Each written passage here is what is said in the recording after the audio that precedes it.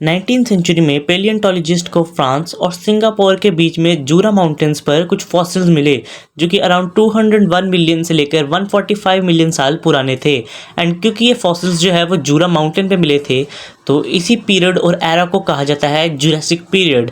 And that's the topic of our today's video and continuation series part third of how dinosaurs started ruling the earth. So last time हमने discuss किया था like कैसे सॉरोपॉड्स और थेरोपॉड्स convert हुए थे and उसके बाद जो होता है एक मास एक्सटिंक्शन इवेंट जहाँ तक मैंने आपको बताया था।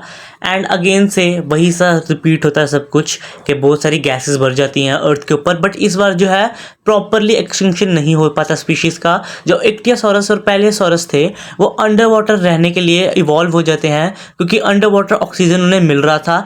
एंड जो छोटे छोटे मैमल्स वगैरह थे वो अंडरग्राउंड रहना शुरू हो जाते हैं और जो टेरेस्ट्रियल बींग्स थे लाइक सॉरोपॉड्स और थेरोपॉड्स उन्होंने एक इफेक्ट लाया लिलीपुट इफेक्ट, जिस तरीके से वो इवॉल्व हुए उनके साइज जो है वो डिक्रीज होने लग गए बिकॉज ऑक्सीजन जो है घटता जा रहा था। एंड अगर इसको सेलुलर लेवल पे देखें कि जितना कम ऑक्सीजन होता है उस हिसाब से उतना कम उनकी बॉडी जो है एटीपी कन्वर्ट करती है एंड उस वजह से उनके साइज जो है छोटे होने लगे थे। हमने पार्ट 1 में भी डिस्कस किया था कि लाइक इंसेक्ट्स जो है पहले कितने बड़े हुआ करते थे बिकॉज उस टाइम पर ऑक्सीजन लेवल्स जो थे बहुत ज़्यादा थे एंड अभी ऑक्सीजन की कंसनट्रेशन जो है पहले से बहुत कम है अराउंड 15%। तो उस वजह से इंसेक्ट्स जो है अब साइज में बहुत छोटे हैं। तो यही लिलीपुट इफेक्ट जो है उनमें आया डायनासोर्स में, स्पेशली सॉरोपॉड्स और थेरोपॉड्स जो उस वक्त रहते थे एंड वो जो है उनका साइज जो है छोटा हो गया। अब उनका साइज़ छोटा होने से उनको ये बेनिफिट हो गया था कि उनका रिप्रोडक्शन जो है बहुत फास्ट हो गया था। अगर मैं आपको एक एग्जांपल के लिए बताऊं, जो एक माउस है वो लगभग 22 से 21 दिन में 20 से 23 बच्चे दे सकता है। वहीं अगर हम हाथी की बात करें तो उसको 22 से 23 महीने लग जाते हैं। तो जितना उनका साइज़ छोटा हो गया था वो उतना ही फास्ट रिप्रोडक्शन पे ध्यान दे रहे थे, अपना नंबर्स बढ़ाने पे ध्यान दे रहे थे एंड वो धीरे धीरे इवॉल्व हुए, डिफरेंट स्पीशीज़ बनी थॉरोपॉड्स एंड सॉरोपॉड्स की, जो कि आपको स्क्रीन पर दिख रही होगी। एंड कुछ ही क्रोकोडाइलोमॉर्फा जो है वो बच पाए थे जो कि वार्म रीजन की तरफ जो है माइग्रेट कर चुके थे एंड वही इवॉल्व होके आज के मॉडर्न क्रोकोडाइल्स बने। बाद में कुछ और एवोल्यूशन आए, कुछ पेड़ों पे रहने लग गए डायनासोर्स वगैरह बचने के लिए, बट उनके लिए भी एक प्रॉब्लम थी क्योंकि टेरासोरस जो थे वो बच गए थे एक्सटिंक्शन इवेंट में।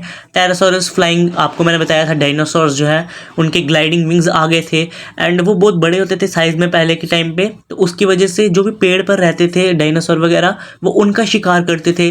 कुछ तो जो है वेनम वगैरह यूज़ करते थे, कुछ हड्डियां चबा देते थे। मतलब डायनासोर्स में बहुत ज़्यादा एवोल्यूशन होना स्टार्ट हो गए थे जुरासिक पीरियड में। जैसा कि मैंने आपको बताया था कि सॉरोपॉड्स जो है उन्होंने अपना साइज़ छोटा कर लिया था बाय लिलीपुट इफेक्ट। बाद में जो है ऑक्सीजन लेवल बराबर हो गए एंड उनकी पॉपुलेशन भी अच्छी खासी हो गई थी तो उनका जो है साइज़ वापस से बढ़ने लगा था। बट एक प्रॉब्लम उन्हें फिर से आ गई लोकोमोशन की, मतलब वो ज़्यादा मूवमेंट नहीं कर पा रहे थे अपना खाना खाने के लिए। तो उन्होंने एक और एवोल्यूशन लाया और उन्होंने अपनी गर्दन को लंबा करना शुरू कर दिया ताकि वो पेड़ के ऊपर से सीधा लीव्स ब्रांचेस वगैरह खा सकें। उसी के बाद से वो सबसे लंबे डायनासोर बन गए, मतलब उन्हीं के एवोल्यूशन वगैरह जो है सबसे लंबे डायनासोर्स माने जाते हैं। और भी उनके एवोल्यूशन हुए ब्रैकियोसॉरस वगैरह वगैरह में, बट उतना डीप हमें जाने की ज़रूरत नहीं है। बट वहीं उनके ओपोनेंट जो थे हम कह सकते हैं थेरोपॉड्स, वो भी इवॉल्व हुए बिकॉज उनको भी शिकार करना था तो वो मेगालोसॉरस में बन गए एंड वो मैक्सिमम टाइम्स जो है ऑर्निथिशियंस का शिकार करने लगे थे बिकॉज अब सॉरोपॉड्स जो उनके लिमिट के बाहर हो चुके थे, वो बहुत बड़े थे साइज में, तो उनका शिकार करना पॉसिबल नहीं रहा था। तो उसकी वजह से वो ऑर्निथिशियंस का शिकार करने लगे। तो इसको देखते देखते ऑर्निथिशियंस जो है उन्होंने अपना डिफेंस बढ़ाया एंड वो इवॉल्व हुए स्टेगोसॉरस में, जो कि एक बहुत पॉपुलर डायनासोर है, आपने इसके बारे में सुना होगा। स्टेगोसॉरस के जो पीठ पर है नुकीले नुकीले कांटे टाइप होते थे जिसकी वजह से उनका शिकार करना बहुत मुश्किल था। एंड इसको देख के थेरोपॉड्स फिर से एक एवोल्यूशन लाए। थेरोपॉड्स मैं इसलिए कह रहा हूँ बिकॉज मेन ब्रांच जो है इनकी थेरोपॉड से ही जाती थी। उनके भी बहुत डिफरेंट उन्होंने ब्रांचेस की हुई है साइंटिस्ट ने, लाइक एलोसॉरस वगैरह या फिर हम कह सकते हैं मेगालोसॉरस वगैरह, बट मेन जो है इनका सोर्स जो है थेरोपॉड से ही था सबका, तो इसलिए मैं थेरोपॉड्स कह रहा हूँ।